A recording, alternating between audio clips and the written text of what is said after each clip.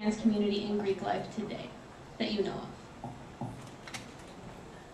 Yeah, I think the issue that we're facing is that, and Jessica hit it right on the head, that the conversation is not necessarily out there yet. So people are coming to the table with a lot of anxiety surrounded around it, a lot of ignorance, and ignorance in the sense of that they really just don't know. So not that they're choosing to behave negatively, but that they just don't know what to say or how to behave.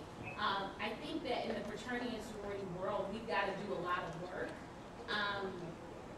on being more inclusive. Because I think even there are so many levels, I think, where at least I can account for inconsistencies or injustices in terms of like diversity. So there's a lot of work to be done. I think we have a responsibility to add the transgender community to that discussion as professionals working with fraternal organizations. So I think that's where we have to move to, having the conversation more, but then also professionals that are connected to that, taking more of a responsibility, making sure that transgender issues or concerns or even awareness is at the table. I think we have to start to be more personally accountable for that. And I would echo much of that on our campus. We've seen students who identify as transgender, but also lesbian, gay, bisexual, not feeling comfortable coming out in their fraternities and sororities. And then that will lead to them either no longer being members of those organizations once they're coming out, or waiting to come out until after they've graduated, which can lead to, just that feeling of being in the closet when they're on their college campus too. So I think that working together is really important also in terms of professionals who work on LGBT issues and professionals who work on Greek life issues on campus. Mm-hmm. The only thing that I would add, I think that it's important to understand, to start the conversations at what information don't we know. So what ends up happening in my experience is a trans person outs themselves and wants to join a particular organization. And at the chapter level, they might be totally fine with it. They might not be, but they might be totally fine with it. So the chapter level is totally fine with it. Then they work with the advisor, either the organizational advisor or the professional on campus. And that person might be fine with it, might not be fine with it. Then if the trans person makes it through a formal recruitment process or an intake process or something, and they're then offered an invitation to join that organization, the national office might find out about it and might be okay with it or might not be okay with it. So along the way, what ends up happening is you have this like, gee, I don't know what to do moment, and going up or down the chain, nobody else does either. And so the conversation ends up being, well, we can't do anything until they do it. Or they can't do anything until we figure out what's going on. And so what I'm noticing trend-wise is, depending on the school or the state that the college is in, some national offices will say, like, they just need to CYA. Do we all know what CYA stands for? Yes. Cover your Batakis.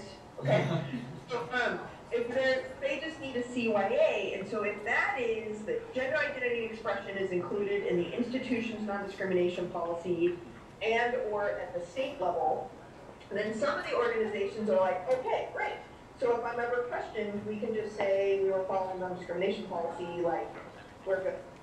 But there have been other examples where the national office said, no, this is not acceptable, we can't deal with this, just make it go away.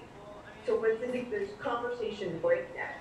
So then if there's the OMG moment, people are frantically Googling, trying to figure out what's going on, and most of the time somehow they end up trickling down to me. So then I have a conversation about what is transgender, what is gender, what is sex. You are working with a single gendered organization based on Title IX rules.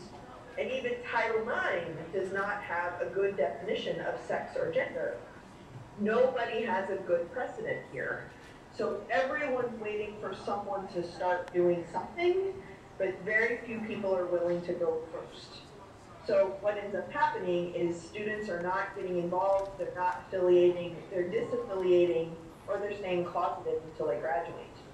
That is not fostering brotherhood or sisterhood, in my opinion. If we can have the conversation start with 3 different kinds of information. One is what you know you know. One is what you know you don't know. And then there's this giant piece of what you have no idea you don't know. If we can all kind of meet at that equal place, then we can just have a conversation about it. I think that's really key. And I ideally would like to see these conversations start before a chapter is so excited about offering membership to a trans man or a trans woman. They're so excited, and then they may not be able to get it. Or someone's really excited to join, or they feel really supported and have been a member for years and want to use the support of their organization to help support them through transition, and then it disappears.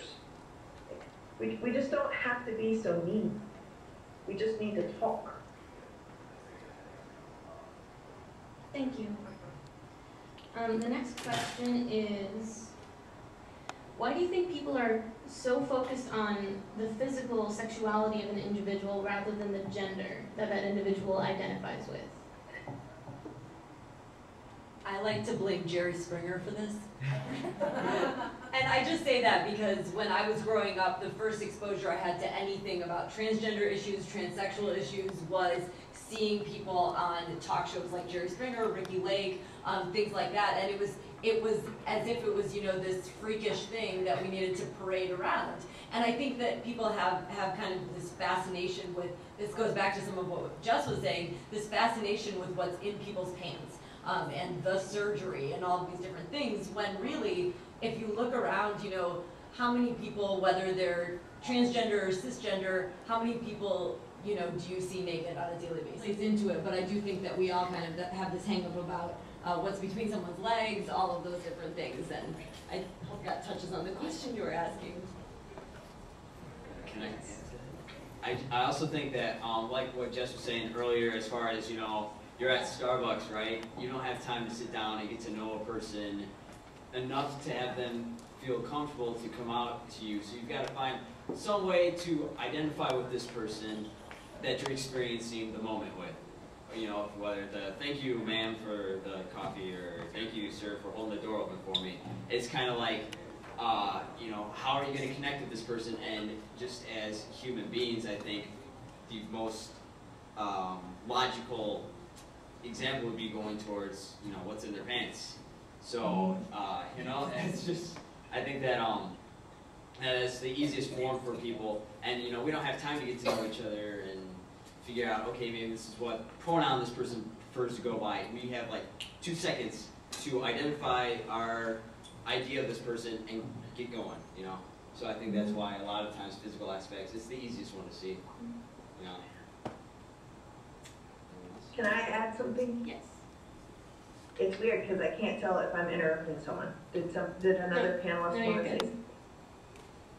You're good. Okay, so what I was going to say is that it's the same skill set. So a lot of times when we start talking about gender, people think this is a whole new skill set they have to develop, but it's not. We do this around age, class, race, etc. all the time, and it's the exact same skill set. Is that we quickly size up somebody and we assume that we are totally correct. And if we get information that maybe shows we're not 100% correct, we just change them so that we're right. So here's an example. So I was just visiting one of my best friends. So she's Lebanese, and generally in the United States, people assume she's white. Right, so there's a whole conversation about white supremacy and white privilege. So she's Lebanese and she's perceived as white.